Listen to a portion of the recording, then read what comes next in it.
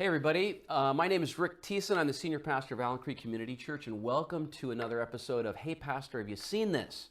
And this is basically where our intrepid band of internet explorers have searched the internet landscape for the most interesting things that are relevant to Christianity, church, God, the Bible, and just to get a response from me. So that's why we're calling it Hey Pastor, have you seen this? And I haven't seen this, so I'm just kind of looking at this cold, and you're getting my cold take on this. No research I've done before I give my response to this. So we think it might just be helpful for you to get my pastoral Christian worldview perspective on some of the stuff that makes the rounds on the internet. By the way, if you have something that you see that you think is maybe interesting to get a pastor's take on it, send it to social@ac3.org.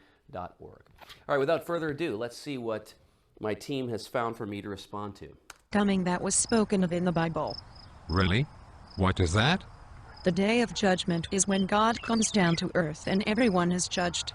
It is also known as the apocalypse. I really don't think that will happen. What do you mean? It is in the Bible. Of course it will happen. Just because something is written in a book that is a couple thousand years old does not mean that it is true. That's right. Just because something's written in a book that's 2,000 years old does not mean it's true. We can agree with the skeptic. You have to have faith. Anyway, you cannot. Have to have faith. Okay, so we are throwing out basically a definition of faith, which is you have addiction to the evidence, and that's not really what biblical faith ever is. What biblical faith is a trust leap in the direction of evidence. Let's see what else they have to say. Disprove God's existence. No. I suppose I cannot disprove God's existence.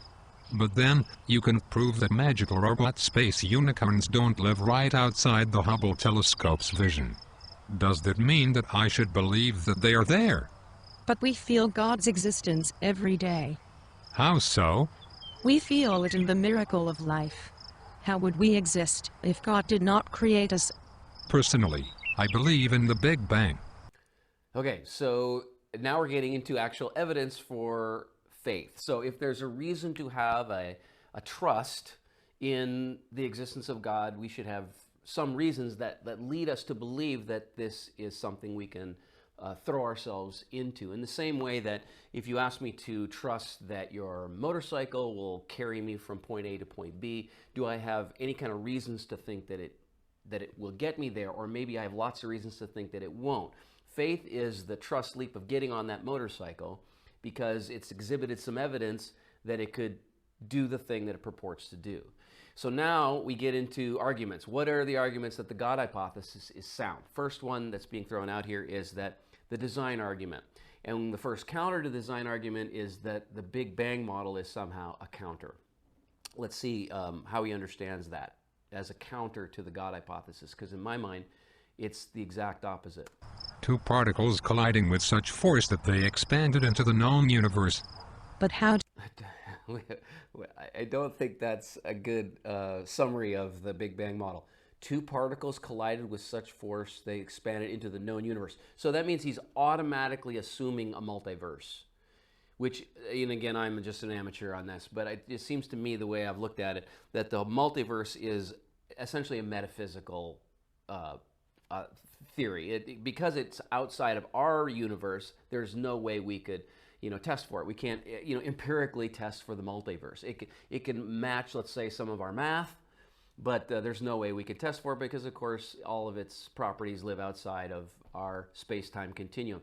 So this is what the Big Bang to him is that it's completely explainable by a couple of particles from another universe colliding and exploding into our universe. So he's already presuming there's a faith position right there. The position that we can trust that there was another universe that upon which this universe exploded. Did the particles get created? I don't know the answer to that. But how did God get created? Okay. So when we get to like the terminus, right, we all want to ground our worldview in something that's unmovable, the uncaused cause, right? And so for him, it's the particles. In the beginning was the particles. For the theist in this little cartoon, it's God. So the rebuttal idea is that, who created God? And basically there's a presumption inside the question, and the presumption is that God somehow lives inside of the space-time continuum. Because inside the space-time continuum, everything that we see, every effect that we see has a cause. So we assume that God has a cause, without realizing that God is offered as the ultimate ground for everything. And it's a philosophical necessity. In other words, this is a necessary being. And if there is no God, then there's no possibility of the universe. That's what the God hypothesis is basically saying. So the who created God is basically saying, well, on what, where was the primordial, sort of Olympus, or, some kind of whatever we imagine was a birthing ground for the God who supposedly made our universe. But the idea that the God hypothesis is basically saying that this God is necessary as a first cause. And if you can imagine, like the domino thing, that you have to have a first domino tipper. If you're watching dominoes stream by you and they're all being tipped one after the other, you're seeing this cause and effect chain. But if this chain goes back infinitely, then it would have never started in the first place, and we wouldn't be here. So there has to be, philosophically, there has to be this unmoved mover. Then you go to science and you realize that the best science tells us that the universe had a beginning. And if it had a beginning, it must have had a beginner. We could talk about what that Big Bang implies if they get into it. He was not created. He simply existed from the beginning of time. How does that make any more sense than particles existing from the beginning of time? It makes more sense because you have an explanation that the physical universe has to come from something outside of itself. And again, I think that this is where the multiverse is, just kind of mucks it up. Because what we actually observe is a universe that comes into being out of actual nothing, not out of two particles, but out of actual nothing, that there is a finite beginning. And because there's a finite beginning, what caused that beginning has to be outside of the effect. And the effect is space, time, matter. And so the cause must be timeless, because time begins at the Big Bang. It must be spaceless, because space begins at the Big Bang. It must be ultimately unbelievably powerful, because it spawned the incredible amounts of power in the known universe. And it has to be personal too. And the reason why you would infer personality is because whatever is acting to spawn the Big Bang is not being constrained by the laws of the universe. You know why? Because there's no universe. If there's no universe, then there's no laws. There's no physics. So if there's no physics, then whatever is causing the universe to exist is outside of the control of physics. And the only thing we know that's free to act outside of, the constraints of the physical universe is a person. Persons have free will. So there's a reasonable expectation that whatever causes the Big Bang is personal. It's a much better explanation than the particles, for which we have no evidence. But we do have evidence for the universe that springs out of nothing. Well, it just does. The Bible says so.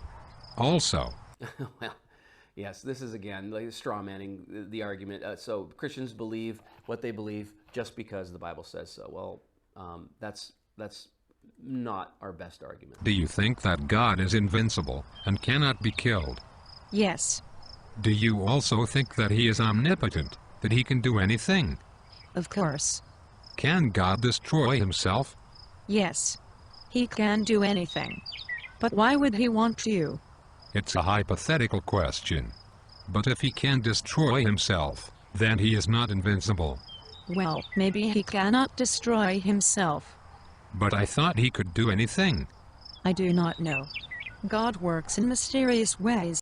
Okay, so this is the argument against Christianity. It's basically made to put the idea that omnipotence itself is absurd, because you've probably heard this argument framed in a different way. Can God make a stone so big that he can't lift it? They're saying, can God kill himself? Well, yes, if he can do anything. No.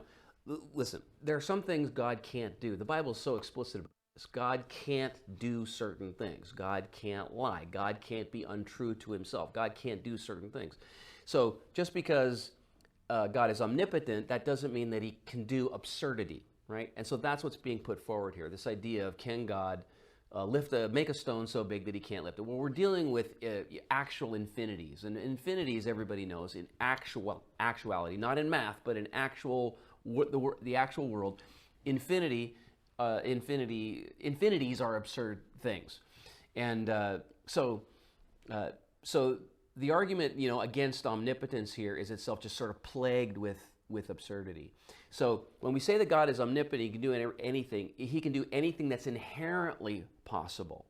But there are some things that are inherently not possible. So can God make a square circle? No, he can't make a square circle. Can God make a married bachelor? No, God can't make a married bachelor. So certain things that God can't do. And so this is an argument against omnipotence is not a good argument because we're dealing with some absurdities. We're going to wrap that video up there. But if you've got other things that you want to send and maybe get my take on it or whatever, send it to social@ac3.org. And until next time, we'll see you on Hey Pastor, have you seen this?